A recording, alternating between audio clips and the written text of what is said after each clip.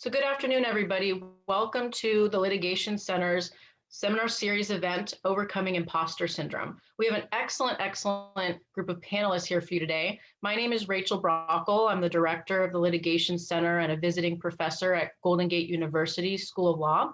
I actually graduated from Golden Gate University School of Law in 2013, and I was the first in my family to go to law school, which was great. I ended up passing the bar on the first try, which it was very much a surprise to me. And actually, I have just a super, very short story about this is related to imposter syndrome, is I didn't really think I was going to pass the bar on the first try. I was actually at a post-bar job at a DA's office where I, every time people would pass the bar, it was an annual tradition. The newbies would all meet up at this Hilton hotel and they'd all go and celebrate. Well, I didn't even get ready. I didn't have my hair done, had no makeup on. I was in sweats. I was ready to log in and just think, I'm spending the night at home with a bottle of wine. And much to my surprise, reading over and over in my apartment, over and over on the screen, did I pass? I passed. Did I really pass? I had to really think to myself, oh my God, I really, but it was such a shock that I thought to myself, oh, I didn't even believe in myself that I could do this, and I did. So I just want to let you all know that I'm very excited to have these panelists not only educating me and giving me some tools that I can help myself utilize to overcome imposter syndrome, but also for all of you. So without further ado, we'll go ahead and get started. So I'd like to start by introducing Hector Corea, and let me pull up his bio here.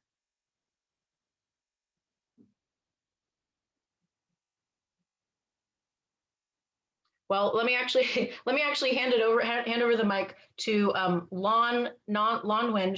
She's going to be introducing Natassia. So Lon, why don't you start with that? For some reason, my bio on my end closed, and I'll reopen that here. Okay, perfect.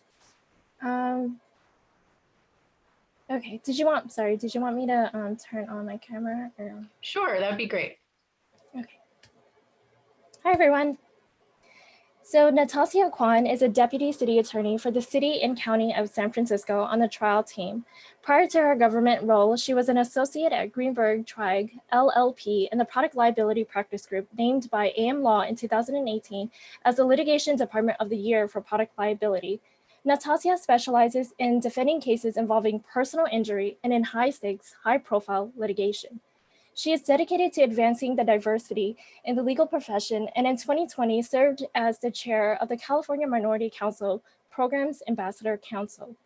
To increase access to the pipeline for diverse law students, Natassia serves on the leadership committee for the ABA Judicial Internship Opportunity Program, which awards a scholarship and a judicial externship to students who are racial minorities, LGBTQ+, disabled, socially economically disadvantaged, or women. Natassia has also mentored over 40 law students and published on a number of topics, including the imposter syndrome in the practice of law. In 2018, she was named a top 40 lawyer under 40 by the American Bar Association. Natassia is a graduate of UC Hastings College of Law and holds a dual degree with honors from the University of Notre Dame. Please join us in welcoming Natassia Kwan.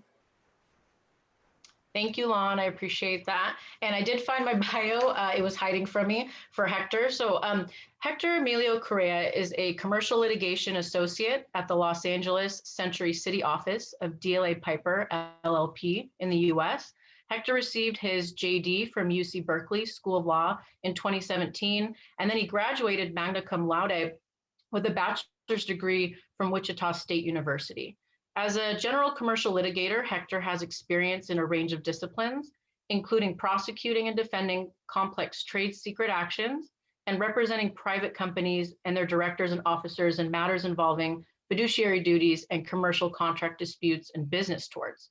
As a first-generation immigrant and first-generation professional, Hector is also passionate about advocating on behalf of immigrant communities.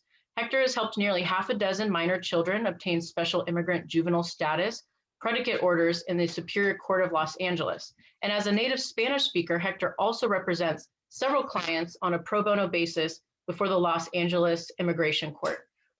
So welcome, Hector. And then last but not least, we have Dr. Deanna Uchiyama, who's going to be introduced by Gwen. Thank you, Professor Brockle. Dr. Diana Uchiyama is the Executive Director of the Illinois Lawyers Assistance Program, or LAP. Prior to joining LAP, she was the Administrator of Psychological Services for DuPage County and ran a licensed outpatient substance use treatment program, including a mentally ill substance use, or MISA program, and seeking safety program for individuals with substance use problems who were also trauma survivors. While at DuPage County, she also ran a 26-week domestic batterer intervention program for a court-mandated population of clients.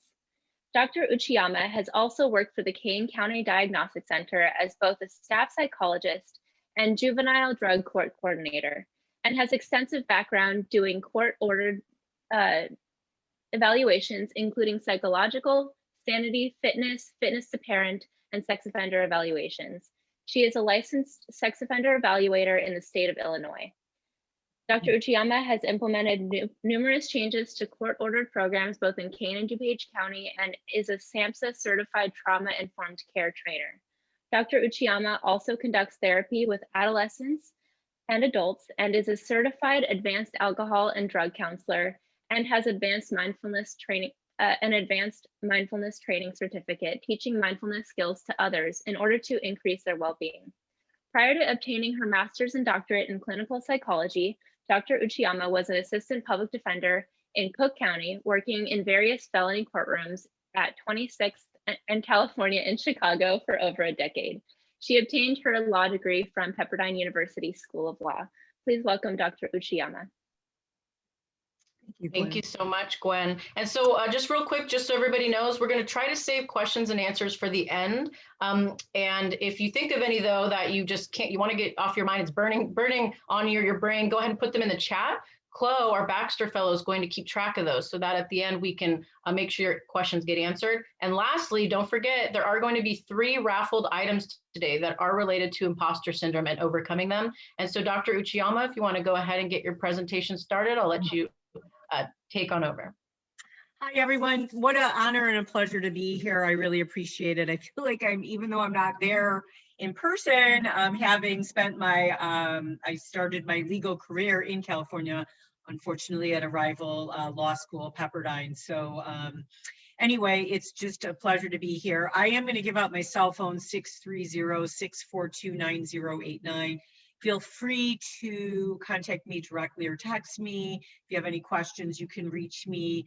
Also, Rachel has my email, and I have a LinkedIn page. You can always message me. So imposter syndrome, why is it so important? Because many of us suffer from it. I did write an article. It's on our Illinois Lab website if you'd like access to it, but I think Rachel has that as well.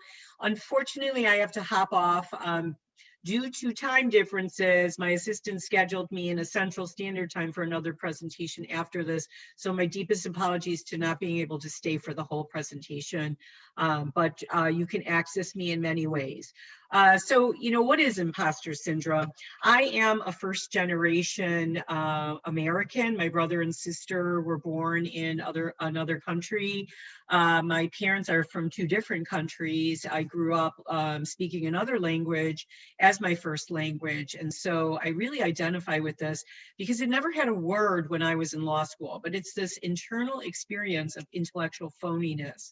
And I highlighted the words internal, intellectual, and phoniness. It's kind of this feeling of always being a fraud, of not knowing enough, of not recognizing that what we know is beneficial, and that we always feel like we're at a deficit and that someone will find out.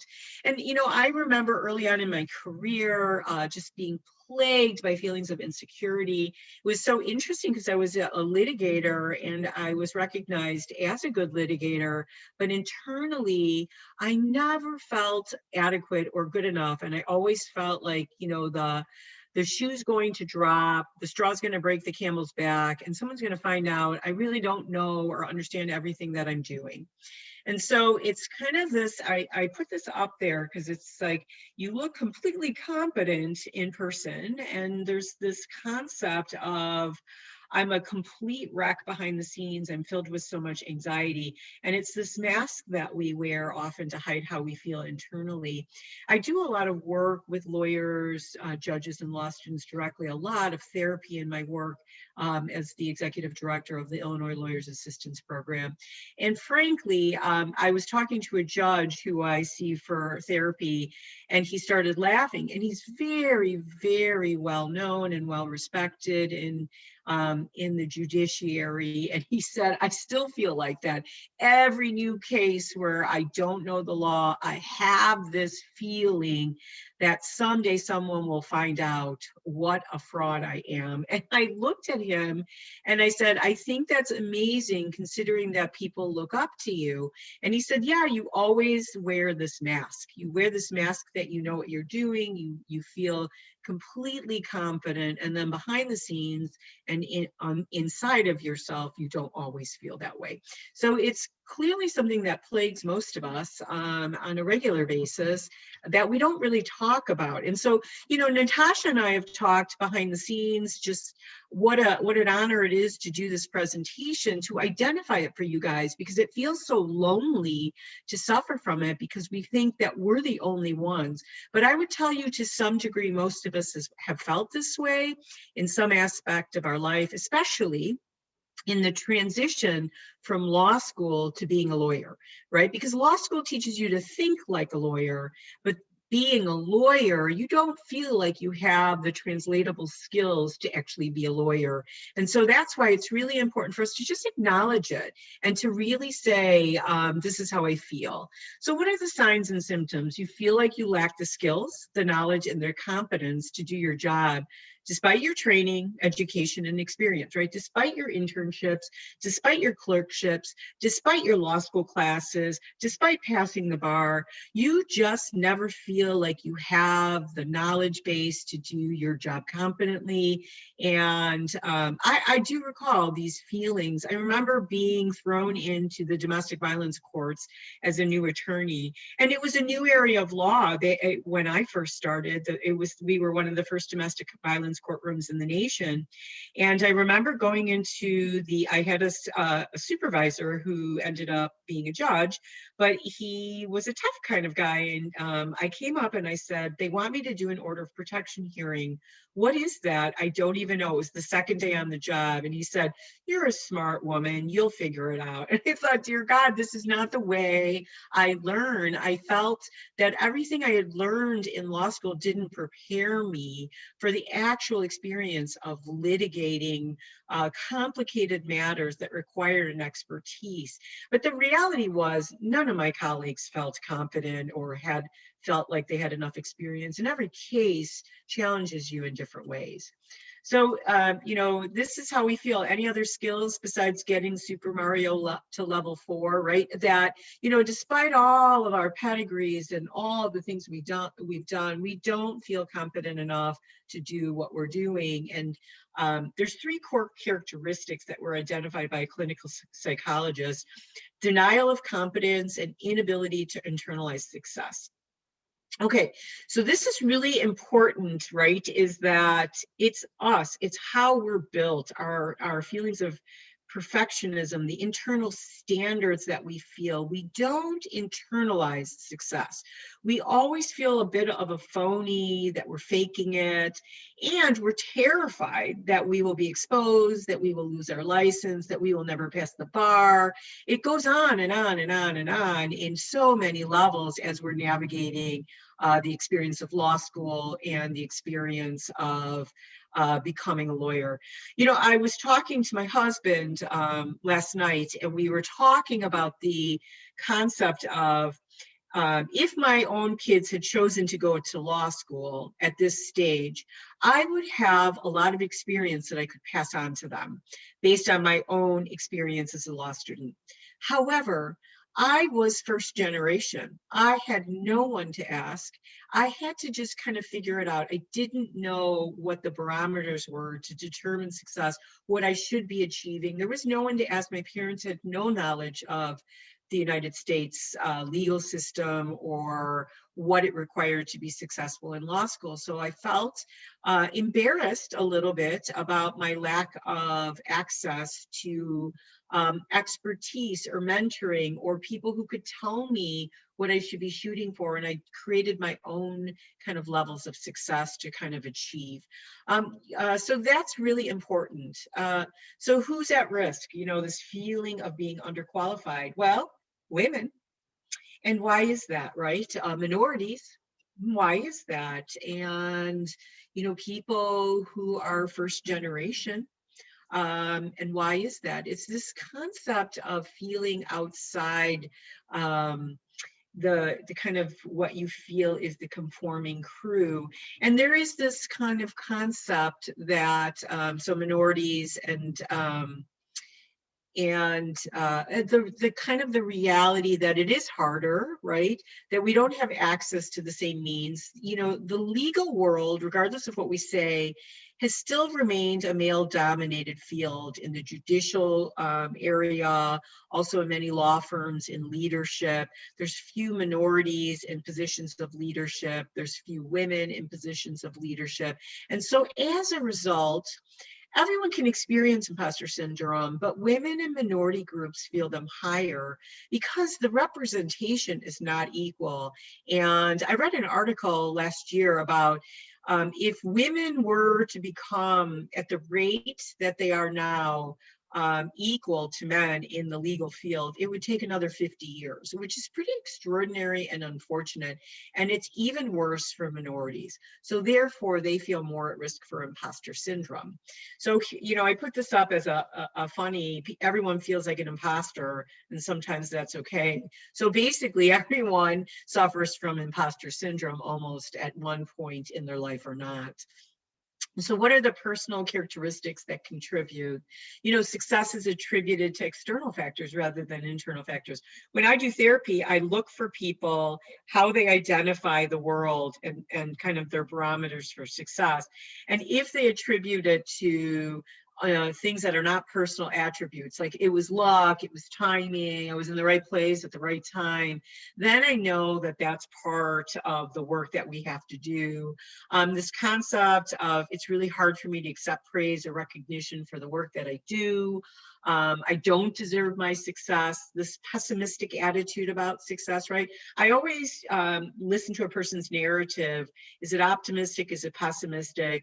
Is it the concept the bottom will drop out if people think that they didn't rightfully earn, that I didn't rightfully earn this position or this prominence that I'm getting? And then we're mired in self-doubt and self-loathing. I don't deserve this. I just got lucky and I am a fraud. So, you know, I'm going to let you read these, but there's internal factors, individual factors, life situation factors, and organizational factors, right? Individual factors, most of us are type A. If you're type B or type C, you don't really gravitate to professional schools. It's law is adversarial by nature, so we're competitive and we have high levels of perfectionism, and that all lends itself to high levels of imposter syndrome.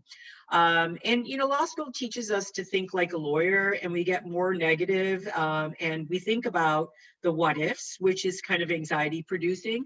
So by learning pessimism, it makes us good at being a good law student, but it makes us sometimes crappy at life, bad at being a partner, parent, friend, and it lends itself to high levels of perfectionism, that nothing's good enough, that the expectations I set for myself are always too high.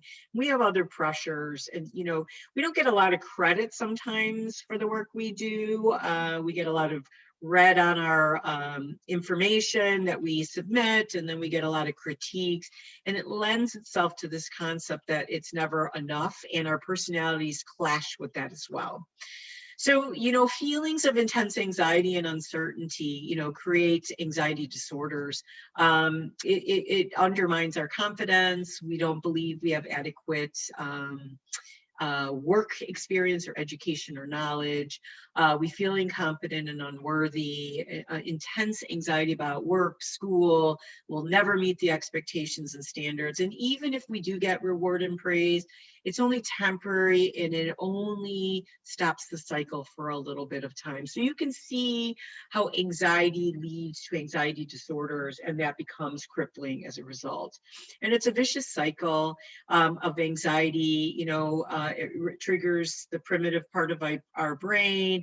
We want to escape or avoid, and sometimes that gives us short-term relief, but then it increases and we engage in more of this anxiety producing and then reversing the vicious cycle. You have to confront the fear situations, and it requires a lot of work and a lot of effort to manage anxiety symptoms. But anxiety is a driver of perfectionism. I always make the joke that people who are intelligent have high levels of anxiety. So dear Lord, we're all suffering and plagued by it to some extent, but learning to manage it becomes really critical to our success, and really owning it, admitting it, and then really getting the help if you feel that you can't do it on your own. So maladaptive perfectionism is striving for perfection, and us setting exceedingly high standards for performance internally and externally. And sometimes we find environments that create the pressure as well. And if it's both internal and external, it can lead to high rates of burnout over a short period of time. So if it sounds familiar, are you overly critical? Are you unrealistic about goal achievement and work production? Then you are a ripe candidate for maladaptive perfectionism, leading to imposter syndrome and also fear of failure. So how do you measure success? Are you using external measures? What your title is, what your class rank is, what your internship is, how much money you make, what law firm you work for. I always say when I go to a party and I hear people introduce themselves and then start asking questions, it gives me a great barometer of your definition of success. And if it's all external and nothing internal, then that's going to end up leading to be a problem in the end. So what happens when you don't meet high expectations? We become more rigid, right? And I work with people who are so rigid and inflexible, and it leads to a lot of problems. Unrealistic expectations, not just for yourself, but for others around you. You don't manage, you micromanage others because you don't feel comfortable letting others do it to their own standards. You have a difficult time tolerating mistakes in yourself and others. You beat yourself up. Again, pessimistic and negative. Little job satisfaction or life satisfaction. You're always working to the next goal. You're never in the moment. You're always worried about what's next. And that eventually leads, and trust me, I work with people who are very self-destructive, maladaptive coping mechanisms in order to numb high levels of anxiety, feelings of lack of self-worth and self-esteem issues. So how do we become this? So were you a high achieving child? Usually people are at the top of their class or striving to be at the top of their class. They seek out praise and validation through teachers and parents and grades. And it's difficult not being at the top. And so you often lack a sense of self-worth and acceptance. You're constantly looking for praise and reassurance. Is that you? If so, you will have higher levels of maladaptive perfectionism and also higher rates of imposter syndrome. So if you identify with this, and me too, I do, if you are the me, let me answer, you are more likely to struggle with this. So fear of failure, let's talk about this this is huge. I once was doing a presentation and someone said to me, greatest question I was ever asked, why do you have so many degrees? And it stopped me dead in my tracks because I'd never been asked that.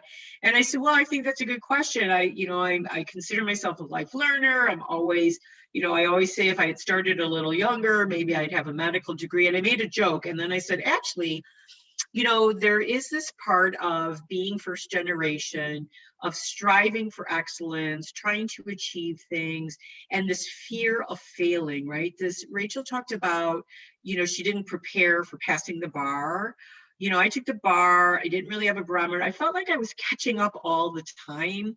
And so I was terrified of how do I ever explain to anyone if I don't do something well? And so I overworked to compensate for having to tell people that I failed at something. And so kind of these degrees, right, this exploration and striving for more is part of this fear of failure, right? Why did I pass the bar the first time? Why did I pass all my exams, my doctoral exam on the first try?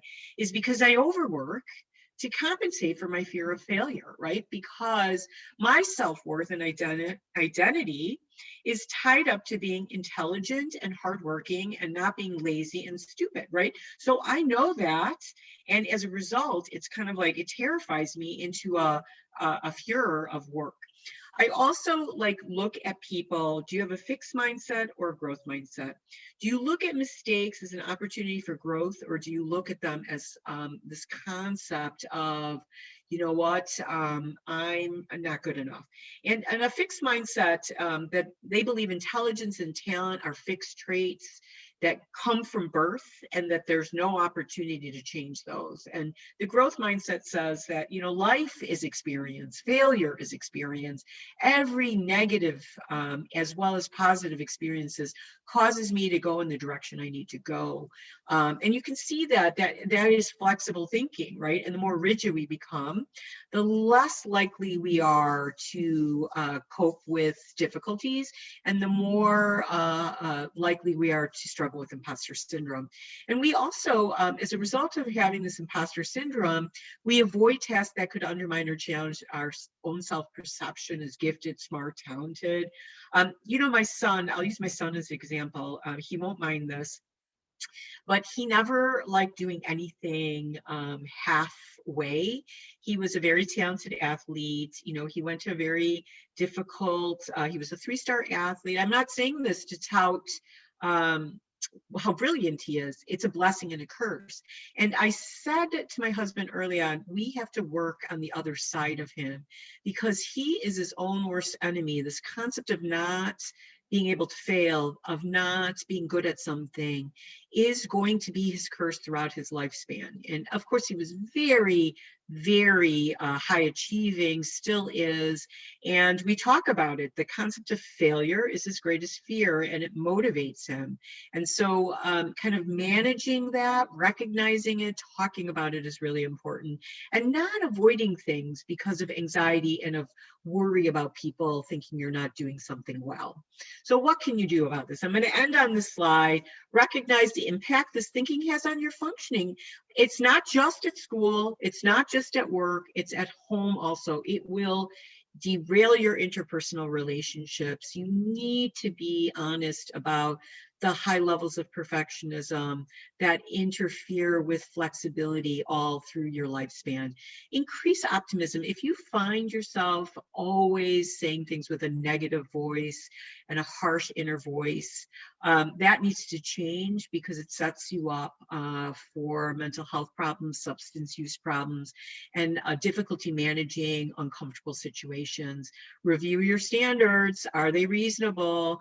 You need to watch that, because if you have harsh internal expectations, it sets you up for high levels of compassion fatigue, burnout, or a combination of both. And commit to long-term change and growth mindset, you know, to increase happiness and life satisfaction. Don't look at anything. I always say, yes, I've made a lot of mistakes in my career choices, in my, you know, sometimes placing trust in other people, but those are all life experiences that shape me for the next experience and make me better at what I do. And then, you know, honestly, if all else fails and you cannot manage this on your own, you need to seek help, and you need to find someone who can help you navigate these difficult times. You are not alone. You are never alone. You are one phone call away from getting the help that you need. And I want you to be brave enough to do that for yourself. You know, there's a great line from a movie called We Bought a Zoo with Matt Damon. Probably nobody's watched it but me, like 3 or 4 times. It's very adorable. But he says you only have to be crazy brave for 20 seconds. And I really believe that's a philosophy of life that you need to remember and embrace, that when you're uncomfortable, it just requires 20 seconds to make that phone call, send that text or that email to say, I am suffering and I need help and I cannot manage this alone. So thank you for letting me be here. Sorry for the mistake in the Pacific time versus the Central time. But if I can help you in any way at any point in the future, please reach out to me and I will do whatever I can to help you or find you the resources. Thank you. Thank you so much, Dr. Uchiyama. We really appreciate you, excuse me, being here. And so again, I put Dr. Uchiyama's email address in the chat. So if you have specific questions for her, feel free to directly reach out to her. And then and thank you, Dr. Uchiyama, again for being here. I know if you have to take off early, that's absolutely fine. And then Natasha, I'll let you take over on the next part of the presentation. Awesome. Thank you so much, Dr. Uchiyama. She is so humble. She's the executive director of a really renowned lawyer assistance program in Chicago. And this is actually really great. One of the silver linings of the pandemic is that we are able to get really great speakers from Chicago, Dr. Uchiyama, and then Hector's down in LA. So, and I'm in San Francisco. So that's a silver lining. So thank you, Lon, for the kind introduction earlier. My name is Natassia Kwan. I am a deputy city attorney at the San Francisco City Attorney's Office. I'm on the trial team. And sitting here today, I'm actually the only woman of color representing the city and county of San Francisco in litigation at the city attorney's office. So I am no stranger to the imposter syndrome and feeling like the only, woman or woman of color in a room. As Lon said, I was formerly at 2 large corporate law firms where I worked on a variety of commercial litigation and product liability matters. I think some, 2 facts that are I wanted to flag as to why I've struggled with the imposter syndrome pretty much my whole life is that I grew up in a Chinese immigrant family. I was born in Hong Kong. We came over here, didn't speak English. I was in a neighborhood full of Caucasians. And then after my childhood, I went to Notre Dame in South Bend, Indiana, which is also super homogenous Caucasian population. So I am no stranger to feeling different and feeling like the odd one out. And I think that has definitely fueled my own feelings of the imposter syndrome and imposterism. So that kind of brings me to why I was very interested in this topic and the academic background behind it, because it's very well documented. It started off by my writing an article for the ABA, the American Bar Association, on this. It was very well received. I received lots of emails about it. And then we turned this into a presentation for the California Minority Council program, which is how I met Hector, the next speaker. For all of you on the call who, you're going to be California lawyers, and if you're interested in a bar organization that's really great, that's designed for minority attorneys in California, I do highly recommend. It's called CMCP, California Minority Council Program. I served as the chair of the Ambassadors Council in 2020, and it has a great network of people from in-house companies like Google, Lyft, all the greatest California in-house companies, as well as folks from firms like DLA Piper, Greenberg Traurig, Rutan Tucker, lots of great firms. So it's a really great network, and I highly recommend it. But enough of a plug on that. So let's dig into the imposter syndrome.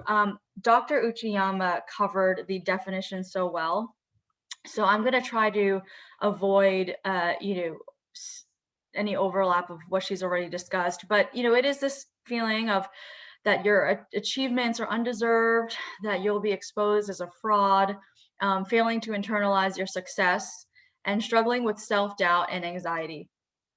And again, Dr. Uchiyama talked about this. It is very prevalent among minorities, racial minorities, women, and also younger lawyers. But I do want to share a story that after I published the ABA article, a gentleman on the Greenberg Traurig Executive Committee reached out to me and said that he read my article and that he really related to the comments about feeling like an imposter in a room, in a courtroom or in an executive meeting or something. And I was shocked because this was an older white man, and he was on the executive committee of a top 20 Amwell law firm and, oversaw over 2,000 attorneys. And he was reaching out to me, telling me that he's like, I feel this too. So that really showed me that, despite the fact that the research shows that academically imposter syndrome really hits minorities and young women, younger lawyers and women disproportionately, it is felt by people who are not minorities or women and things like that. The fact is that at least 70% of people will experience at least one episode of imposter syndrome at some point in their lives. So I want to talk about why the imposter syndrome is problematic. I looked at the audience here at Golden Gate, and I do see that there are a number of up-and-coming minority attorneys. You're in law school now, but I'm sure you'll be superstar attorneys in just a few years. And from my own experience, I'm not a PhD doctor like Dr. Uchiyama, but as my experience in the legal field has taught me that if you suffer from the feelings of imposter syndrome, it really can lead to an increased rate of depression and burnout. And I'll explain why. So that maladaptive perfectionism that Dr. Uchiyama talked about, it leads to this sort of desire to be perfect in your work and what you do. And because of that, you probably have heard of the saying, it's often said to women, often said to minorities, that you're going to have to work twice as hard to get half of what your Caucasian male, et cetera, peers get. You have to work twice as hard to get half of what they get. I disagree with that statement very much. I don't think it's great for the mental health of women or minority attorneys. But I think because that's sort of you hear that so often, and you hear that we have to work harder, right? And work harder and be better. I think that fuels the sense of like, okay, I need to work harder and be better. And so you end up putting in these extra hours. Like, for me personally, I would work the normal, 8 a.m. to 5 p.m. like my peers in big law at Greenberg Traurig. And then, I'd eat dinner, my husband would go to sleep, and then I would log back on and work an additional 4 or 5 hours just to like get the extra hours and get the extra prestige, make that project perfect. And I'm not going to lie, like that is burnout central. If you do that every single day for years, and I, was in big law for 7 years, it is so hard. It is such a way to burn out. And I think that, at the end of the day, looking back, I didn't need to put in those extra hours, right? Like, I think if you do good work and you do, the 8 hours of good work per day, you can be equal to, your peers. But I think with the imposter syndrome, this feeling of like, no, like, I don't want to be exposed as an imposter. I don't want to be exposed as fraudulent. I need to like work harder and be better. Like, yes, like I do, hard work is important, but there comes a point where it becomes self-destructive and harmful for your mental health. So, let's talk about what this looks like too. So this chart, I made this diagram here, but it's based on the sort of the clinical research and academic studies that Dr. Uchiyama highlighted as well. And this talks about how to sort of the overworking self-doubt anxiety spiral. So it starts here where there's self-doubt and anxiety over being an imposter for the reasons, the textbook definition of feeling fraudulent. And to address that, you overwork to achieve your goals. So that maladaptive perfectionism, where you're, really struggling, you're like, okay, I gotta be perfect, I gotta do everything, I gotta put in the extra hours, and then you achieve your goals. So then there's that piece. You are able to win the award and get a case victory or close the big deal. And then there's this period, and this is important, there's this period of like, you're fine, you get kind of complacent, and you deny that you are, suffering again. And it kind of becomes a cycle where when you discount the praise of like, okay, I got lucky, or this was a one-off thing that I won that award, or this is a isolated incident in which I won this big case. It then sort of trickles back up and to this self-doubt and anxiety piece, and it becomes a cycle. It keeps going round and round and round. So it is important to sort of break this habit of the self-doubt and anxiety so you don't kind of catch yourself in this endless cycle.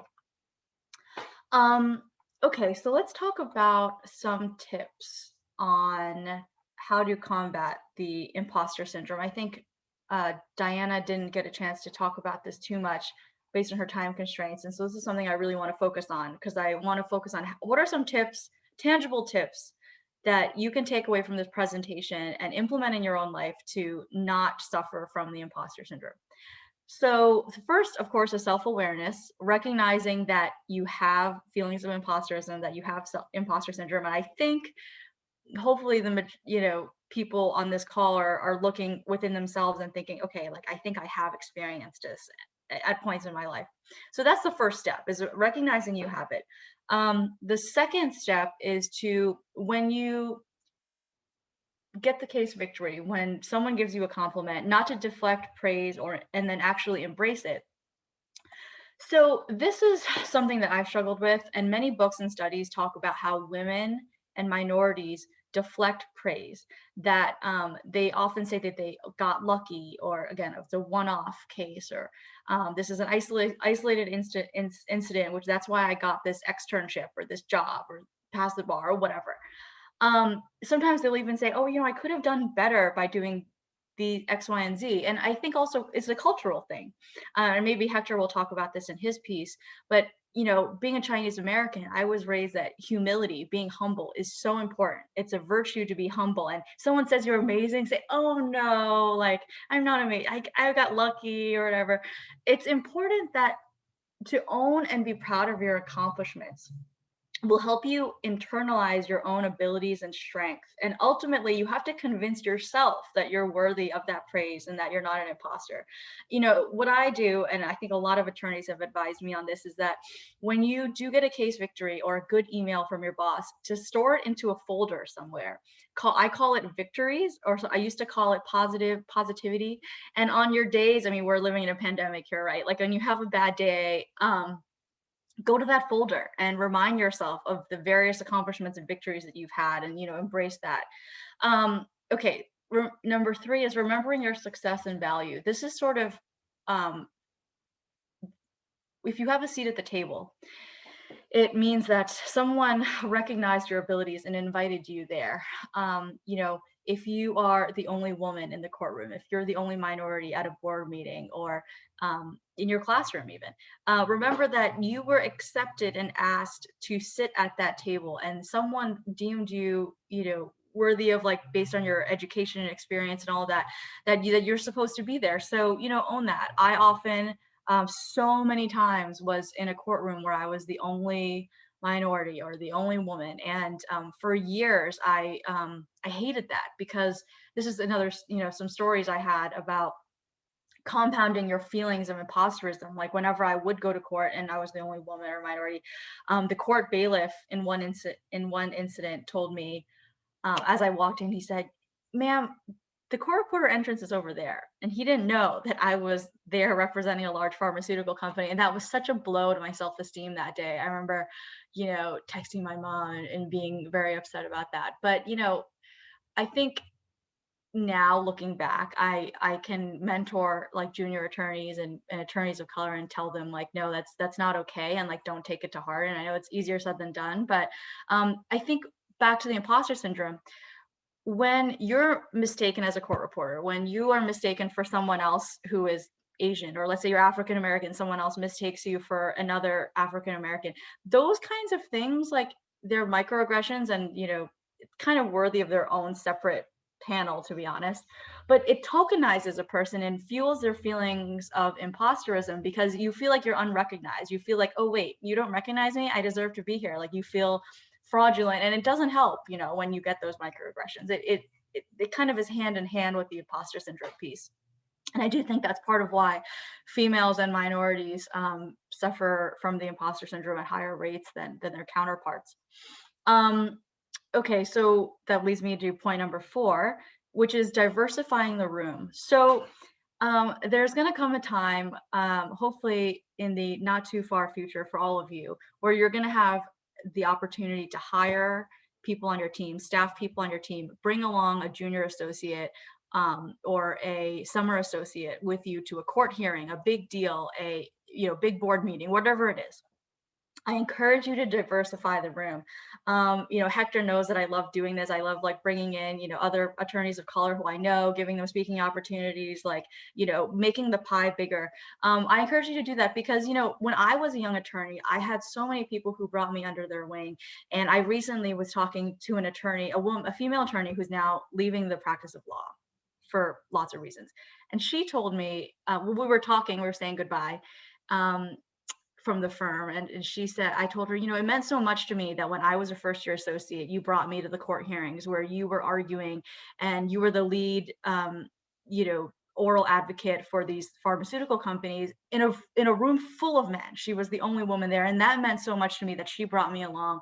And you know, I plan to do that and pass the torch on to the other women and other minority attorneys I know. So I think that is really, it's the power of that is so understated. And so I encourage you all to do that. Number 5, empower your sense of confidence and value. So one thing for me is that I would not even be sitting here today with the confidence to speak to all of you if I was not involved in minority bar organizations like CMCP, the California Minority Council Program I told you about, like the Asian American Bar Association of the Bay Area, which is lovely. And, you know, joining groups with communities like that is so great for a young lawyer or, you know, a woman or a minority for their sense of community and feeling like a sense of belonging. It really helps combat the feelings of imposterism and fraud, feeling fraudulent, because you're like, okay, well, here's my community of people. They're all awesome. They've become judges. They've become general counsels. Like, that's really helpful. And, you know, when you do graduate, I encourage you to hop onto your affinity bar organization sooner rather than later, especially in these pandemic times, like, you know, to find a community in this crazy sea of Zoom faces. And then last but not least, realize it's not just you and spread the word. So this one is essentially what we're doing today, you know, spreading the word that what the imposter syndrome is, that it's common, and that, you know, there are methods and tips to overcome this and normalize this condition. So that's my presentation. I hope I hope that someone in the crowd has gotten something out of this, and thank you for your time. Thank you, Natasha. And now, last but not least, Hector, I'll let you take on over. Great. Thank you, Rachel. Great hearing from you, Natasha, and great presentation. And thank you, Dr. Uchiyama. I'm going to be sending her my thanks by email as well. Such great presentations. Hard to follow up on these, but I will try my best. So just give me a second here, and give me a thumbs up if everyone can see that. We'll go ahead and start here. All right. Oh, that's great. Somebody did an emoji thumbs up. That's awesome. Thank you. So my presentation is on something called minority guilt. And I don't know if anyone has heard of this before, but this is actually something that was also new to me when I met Natasha. So Natasha and I met at the CMCP conference about 1.5 years ago, and we got into a discussion with fellow minority attorneys about this idea of guilt that we felt in moving forward in our professional lives. And the actual idea is hard to explain. So I'm going to try to give you examples. Now, there's no dictionary definition of minority guilt. There's no research on this. I think it's a really interesting topic that deserves more attention. I found a related topic called educational breakaway guilt. So I'm sure this applies to many of you. It also applied to myself. For those of you who know, I went to Wichita State, as Rachel mentioned, and I went to Berkeley for law school. So I actually left my home state where I grew up, my family, my friends. You know, I went to a whole new place, San Francisco, and I was there to stake out my new life. But there was an element of, you know, I left my family, my mom, you know, I'm gone. How am I going to take care of her? You know, but it's for a good reason. But there's still a guilt attached to that. So that's kind of a similar corollary principle. For me, and I want to define minority guilt in a way that everybody here can understand. And this is my attempt. the guilt an individual from a marginalized or diverse community may feel based on cultural norms, which impose burdens that we already have in light of our professional occupations or whatever it is we're doing. So one example that I can give that came up at in this conversation, this great organic conversation I had with Natassia and several other minority attorneys is, I actually was very lucky to become a homeowner 2 years. Oh, lucky, I shouldn't say that. See, imposter syndrome. I worked to become a homeowner 2 years ago. See, that's I'm learning already from these presentations. But I am grateful. I became a homeowner 2 years ago. Me and my fiance moved into a place here in LA, and the first thing I started to do once we got settled, said, okay, I'm going to Home Depot. I'm gonna get my lawnmower. I'm gonna get my hedge trimmer, my Toro leaf blower. I'm gonna be ready to tackle our home's yard work. And my fiance told me, she said, are you sure that's something you want to take on? Is that a burden you want to take on? And for me, it was clear. Of course, I grew up in Wichita, Kansas, a really small town out there. I'm the son of a Guatemalan immigrant, my dad, and a Mexican immigrant, my mom. And when I was a kid, I grew up in a household where every weekend we would be out, cutting the yard, cleaning the pool, whatever. We actually have big yards out in Kansas, by the way. So we're talking big lawn mowers. I would be riding. It was fun, but it was work. That's what I grew up in. My dad always handled, those outdoor tasks, and for me, becoming a homeowner, it just was in me. That's something that was inculcated already from my childhood, and I didn't even realize it. Right? I didn't connect my need to have to do all this yard work in my own new house to this kind of implanted idea that I had experienced growing up.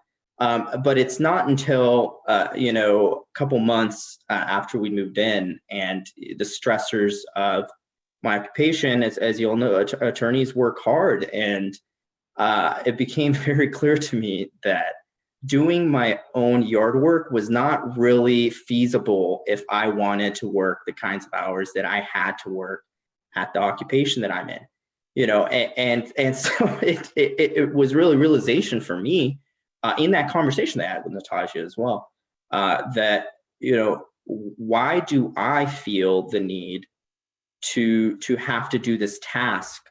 Why am I, weighing myself with this ideal or this concept? Why am I any less Latino if I choose not to do my yard work? These are all questions that I began to have, and so I think what's really clear here is, this is just an added stressor. It's like imposter syndrome. This makes you feel. Hector, sorry to interrupt.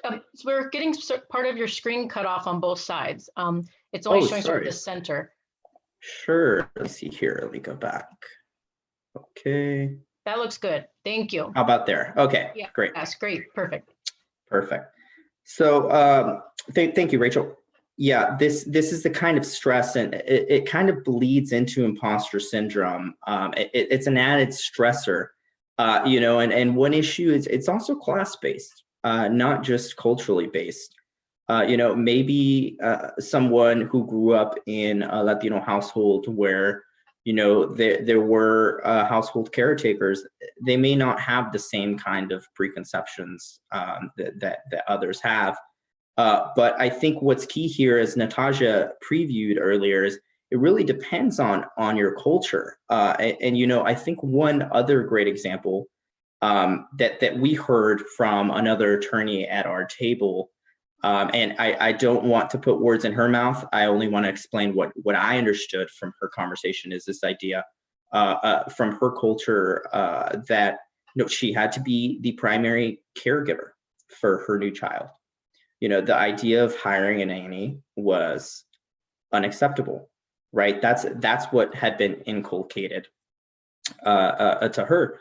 and I'm sure inculcated to many other people, even myself, to extend my own culture, right? But that is something that we have carried. That's something that was taught, and it's not like there was a malicious element to that. It's not like your parent was saying. It's just been passed down through generations, and that's what our job is now. Hopefully, as many of us are first gens, immigrants, first gen professionals, we can break the cycle. We can look and reevaluate some of the things that we were taught that have been passed down, and just, agree or disagree, choose for ourselves what we value, and know that we're not any less of ourselves, or any less, meritorious, or less, part of our culture, because we choose not to follow those. So the reality is you can erase the experiences and messages you received from birth, but you can be cognizant of those kinds of cultural pressures to address them head on. And so for me, the main thing is solutions. A lot of these will track some of the same solutions that Natassia and Dr. Uchiyama mentioned earlier. The first thing, accept help. I will say every partner that I know that has a child has either their spouse that is a primary caregiver or a nanny. Like that's how they work. That's how the system works. This is something they learned. Many of them were not first gens, and they didn't have to think about that, right? That was given. So we coming into this kind of profession where we are minorities, where we are trying to get greater share of representation. It's hard because a lot of us don't have people to talk to, like Dr. Uchiyama mentioned earlier. She didn't have any attorney to talk to. I'm sure many of us, all of us, can relate, right? That's I could not go to my mom about a law school exam. That's not something that she could ever help me with, or law school stress, frankly. But we can, as we grow older, we are able to, obtain the resources that can help us get forward. Be willing to accept help. And one example is, I think the same attorney at the conference that we spoke about, she had actually had her mom staying with her and doing some of the kitchen task and the household task. And that's something her mom was willing to do for her. And that's something that lessened the burden for her, so she could focus on her career, right? So be willing to accept help. You don't have to do all your hard work. You don't have to be the primary caregiver. You can still be in your child's life and not have to feel guilty about also having a job, right? The second piece is champion your goals. I think, we as minority attorneys, to be attorneys, professionals, a lot of times people are not going to be standing up for your needs and your desires. That's just not how the system is set up. That's something that we will have to push, and you should feel comfortable pushing, because I think so many law firms have made such great headway in, employing diverse initiatives and making sure that diverse associates, in judiciary and all the legal professions. I think there's been a lot of progress that's been made, and there's still a lot to be made. But you've really got to, be willing and know that you've got to set your needs as a priority. So be your champion. And the second piece here, and it's related, is setting realistic goals. As Natassia mentioned earlier, trial attorney, those are long hours, right? And if your goal is to get a career and that specific position that has those kinds of long hours, you'll just have to adjust your other expectations in terms of what other burdens you're handling, what other stressors you're willing to accept, and I think the last piece of this, and it really echoes Natassia's piece, is maintaining this network and community. the most important thing for us is to know that we've all been there. I've been there. I understand what it's like. You know, I'm only one of 2 Latinx attorneys in my entire Los Angeles, California office, 2 offices, I should say. So, you know, feeling like you're alone in a room is very real. And the way to kind of help is really tell each other our stories, just like we're doing today, connecting with each other, building those relationships, and, you know, moving forward and listening. There's so many, you know, things you can learn from each other and learn how to handle, learn how to navigate, you know, interactions with partners, networking events, things like that. Just maintaining your network, your family, your friends, your contacts, like we can build each other up. And I think that's another way to kind of help allay these kinds of, this kind of minority guilt that we might be feeling. So I think that's it for me. There's a couple of articles I mentioned, and please reach out to my email if you have any questions. I'm happy to be a mentor. I have plenty of other mentees. I'm sure Natassia does. She's my mentor. But this is so great to just learn from each other. So feel free to send me an email. I'm happy to get on a Zoom call and talk through things and hear about your stories. So thank you, Rachel. Thank you, Natassia. Thank you, Gwen. Thank you, everybody. Pleasure to be here. Thank you so much, Hector. We appreciate it. Sure. Excellent presentations. I learned a lot myself, and I hope you all enjoyed it as well. Don't run out yet. I just want to remind everybody, we do have 3 raffle gifts, and we actually chose those names already. Chloe gave me 3 random names or 3 random numbers out of the total of students and attendees we had. Those 3 numbers were 11, 17, and 22. I counted them off randomly on my screen to find out whose names they were.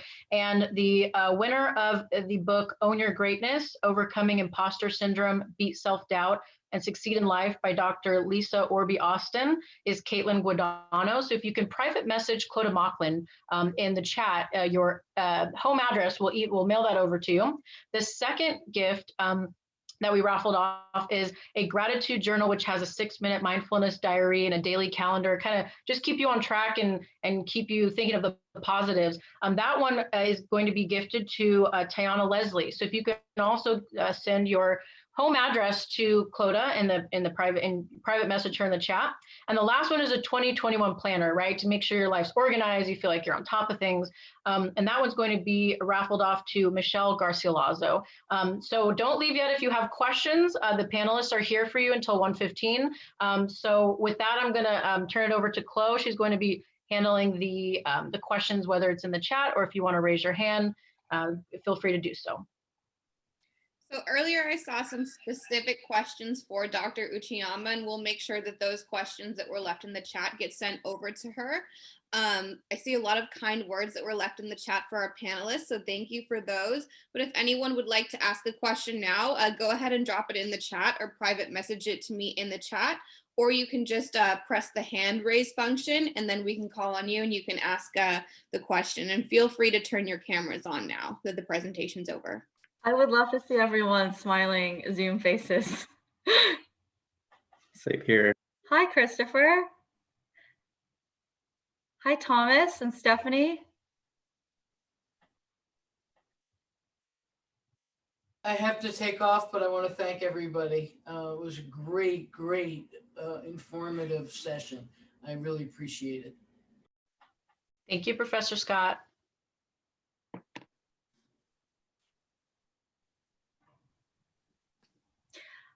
If you'd like, I can take a stab at the question that Gwendolyn posed to Dr. Uchiyama about. Oh yeah, feel free to open it up to the panel. Yeah, so, and Hector, if you have thoughts as well, it's the first question on the chat. I think that that's a great point, Gwendolyn. I do think that, with now after the George Floyd huge incident in June of 2020, there is this recognition of, you know, systemic white privilege and even relative privilege among communities of color. And, you know, Hector and I are privileged. We are, you know, Hector is at a top law firm, DLA Piper. I'm at the city attorney's office, which is extraordinarily difficult to get into. I would say that, you know, to the extent that people recognize they have a privilege in some way, that they have an opportunity to share that, you know, to take advantage of empowering others and mentoring others, taking them under your wing, extending up. So for example, the city attorney's office has an internship program, which I encourage you all to look into if you're looking for internships during law school. And you know, there's a whole push to try to get more law students involved so our attorneys can mentor them. Sort of one of the tips that I had mentioned in my presentation was that to empower others to share the knowledge about the imposter syndrome, join communities and bar organizations where you can get a mentor.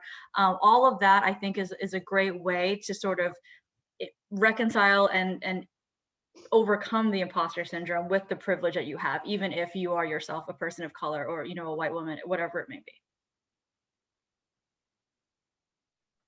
Yeah, following up on that, great comments, Natasha. I think that's a really great point. And I don't want to repeat exactly Natasha's perspective, but I think for me, this idea of privilege being, you know, among underrepresented groups, we should all be cognizant. I'm definitely privileged. What's, you know, very striking for me is, you know, my fiance is not just first-gen immigrant, but she's actually, you know, a woman of color, first-gen immigrant, woman of color, first-gen professional. I mean, it's checking all the boxes of underrepresentation, you know. And for me, I just learned from talking with her about her experiences, you know, the pressures that she faced, you know, at being her positions that I frankly, as a male underrepresented person, would not face and have not faced. So it's that kind of knowledge sharing and you know, being able to, one, recognize your privilege, check your privilege, but also, you know, share your own challenges, and other people still listening, right? Because even though we have differing levels of privilege, we're all still facing the same structural obstacles, and the only way to break through those is through recognizing, you know, those challenges and finding a way to learn from each other from them. So I have a question for the panelists. If anyone else wants to chime in, go ahead. But I've read different articles and heard, you know, through different talks that, and today even it was mentioned, don't necessarily identify with just outside expectations, right? Like, don't put that pressure on yourself. However, I've also heard that you should be at least acknowledging the accomplishments you made, right? So if you've won a bunch of awards, it shouldn't just be, well, I got lucky, or, you know, they're just giving that to me because X, Y, and Z, right? So how do you find that balance between letting outside expectations, you know, kind of tell your inner self you're doing well, but also believing in yourself when you do get those outside compliments or awards or things like that?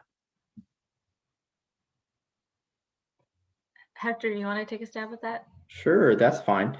I think, you know, for me, and this is all based on the way that I deal, and I'm sure I can even be better in this aspect. You know, just having, like, I do affirmations. I don't know if some people do affirmations. I mean, you're powerful, you're strong. Like, those are really helpful, and those actually, you know, not just have like a mindfulness effect, but they have a practical effect. You've got to believe in yourself, and you've got to know that you have what you need. You know, you're not missing anymore. You're not an imposter because you have the ability to succeed. So I think, you know, taking that kind of perspective, that you know, you don't need external validation because you're already valuable. But when that validation does come, you know, also doing the second piece, which is, you know, acknowledging that it ties into each other, right? Because in accepting that validation, you're saying, this is what I had already told myself. You know, I succeeded. I knew I would succeed. I am trying my best, and that's all I can do. And this is a proof of that. But I don't need the proof, because I already know that I'm valuable, that I can do better, that I am doing the best that I can. right? So that's my perspective. Hopefully that's helpful. Yeah, thank you. I don't have anything to add beyond that. He said that so articulately. Very, very, very well. Yeah, thank you. Well, thank you. Someone wrote to me privately in the chat, and I know Hector focused on this in his part of the presentation, but I just wanted to open it in case, Natasha, in case you had anything else to add. This person wants to know how you cope with minority guilt. Oh, I want to take a stab at this. I didn't talk about this in my presentation since my presentation sort of focused on imposter syndrome. So this topic of minority guilt is so important. I think that all of us are carrying so much baggage right now because of everything that happened in 2020. You know, feelings of should I at some point in my life or now be doing more to combat systemic racism, right? If you're white, if you're Black, if you're Asian, if you're Hispanic, like everyone feels some sense of guilt associated with that. Like, can I have done more? Could I have done more? And then also, you know, I think there's this pressure that we put on ourselves as minorities because we're so underrepresented that like we feel like we have to be like really amazing and you know, being the first, like Kamala Harris. I can't imagine the weight on her shoulders being like the first woman, the first, you know, woman of color vice president. Like that must be such an extraordinary burden on her shoulders to be that first. And I have felt that, right? Being, again, the only woman of color on the trial team at the city attorney's office. So the way that I deal with it is I surround myself with people who continue to empower me, and I really look to them for like comfort, like self-care type stuff too. But, you know, I have some mentors and some friends who at every point in my career where I've faced hardship, I've gone to them and said, oh my gosh, I'm really struggling with whatever it is. And they are always there to remind me, like, you're doing great, you're kicking butt, like, you know, whoever it is, like, have those people, keep them close. And I know it's so hard. I'm really struggling during this pandemic, to be honest, because I'm very extroverted. And so those people who I draw from, I usually would see them like once a week or for drinks or for brunch. I see some people nodding, right? Like my wine and brunch crowd people, right? And it's just like, you can't do that now because of the pandemic. But I'm trying to, you know, give you some good advice to use in 2021 during these times. It's like, set up like a standing FaceTime or Zoom with them. For me, I do house party with this group of lawyer girls that I have, and it's been so empowering to just, I really underestimated the power of like a good Zoom call with like your close friends, because you can still have your glass of wine. It's not the same as being in person, but you know, it really will help you deal with that minority guilt, especially if those people that are part of like your empowering circle of trust, if they themselves are minorities or women or whatever, if they look like you too, that's so wonderful and reassuring. And I encourage you to do that even in these like hard pandemic times. I think did Chris have his hand up or no? I may have missed it. I can, yeah. Well, I was kind of curious. So one, thank you. I'm also very much an extrovert and suffering unduly from all this, but so it's nice to know that someone else, you know, I know there are others out there, but it's nice to just hear it out loud. Yeah. I was wondering, talking about like minority guilt, there's, you know, particular situation of like being a model minority, like that sort of thing. I wonder if you could like speak a little on that, because I have had like on frankly more than one occasion, you know, someone slip in the conversation, yeah, you know, race brains, you know, work different, but don't worry, you as an Asian, yours are bigger, like, and like I had no response to that. I had to kind of go, thanks. So I don't know, that particular brand of, you know, minority guilt. I wonder if either of you could speak on that. Yeah, I can take a stab at that, Hector. So this is such a larger conversation topic because it makes me so sad that like, you know, minorities like Asians and African Americans and Hispanics, like that sometimes the dialogue in the news will try to like pit us against each other, that like there's a model minority and that there's, you know, because like we're all in it together, obviously. And I think that the struggles that African Americans have faced, they're very different from the struggles that Asian Americans have faced, but we, you know, should all be trying to lift each other up. And so one example that I have just tangible from Greenberg Trarick is that I fought to get diversity billable credit hours for minority attorneys. And initially, the request had come through this like Asian subgroup within Greenberg Trarick. And I said, hey, you know, I do a lot of like diversity work, blah, blah, blah. Can we get credit for that for billable hour time? Which is huge in like the big law world. And it was important to me that when the executive committee came to me and said, okay, well, are you asking for this for like the Asian group? I said, no, this is for any and all, you know, attorneys at Greenberg, any minority attorney, and like to not limit like opportunities that you're given to like, you know, just your group, and like try. That's actually frankly why I like California Minority Council program too. So like you're going to have the opportunity in your career to be involved in bar organizations that are, you know, Charles Houston, which is African American, or the, you know, La Raza, I believe is the one for Latino attorneys. So I am more involved in California Minority Council program because I feel strongly about this. CMCP is for all racial minorities. It's sort of like an umbrella minority organization. And I think has been really great in fostering this sort of like cross-cultural understanding. I mean, for example, Hector and I are friends because of CMCP, but I wouldn't have met Hector through the Asian American bar, right? And I think it's such a great question, Christopher, because I think our generation needs to work on like these racial relations and like race building within ourselves, that we shouldn't be, you know, pitted against each other or fighting against each other, but working together towards some common goals. So I don't know if that answers your question, but that would be my proposed solution.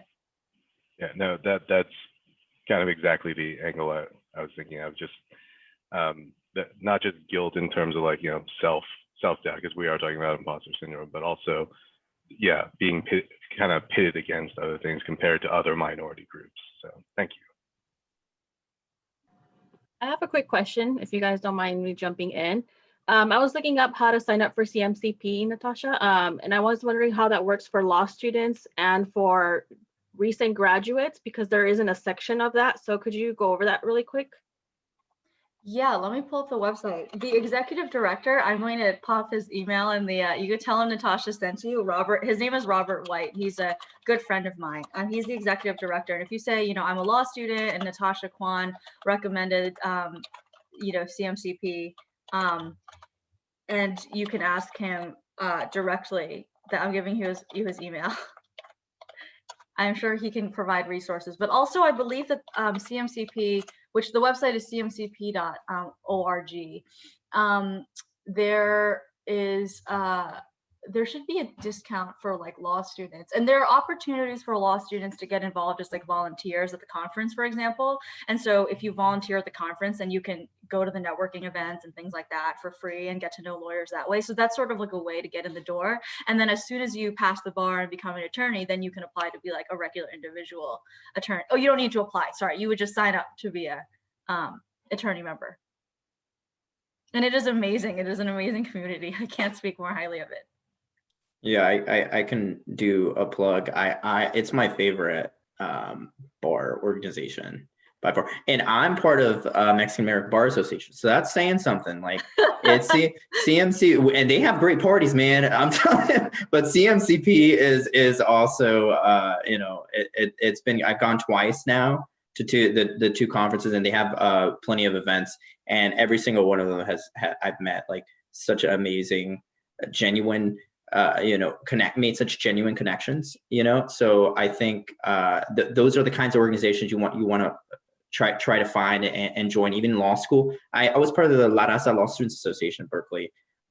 So I'm sure you guys have the same kinds of organizations, because those connections you'll have going forward too. You know, as you become attorneys, you'll always be like, oh, you know, she used to be the treasurer, you know, he used to be the president. Like it's great. That's a great way to stick together too.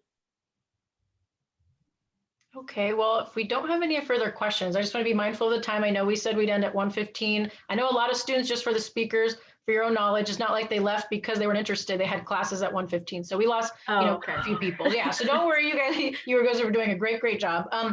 So I do want to thank you though for giving us your time. I know you're, all in different places at different jobs, and there's just a lot going on. So we really appreciate you, taking this chunk of time out to give us this, inspiring and informational, educational presentation today. So thank you to both of you. Thank you so much. Thank you, Rachel. Dr. Uchiyama, she'll get to thank you on the recording. Yeah, thank you, and everyone have a good rest of the week. Thank you all. Take care. Thank Thank you you. very much.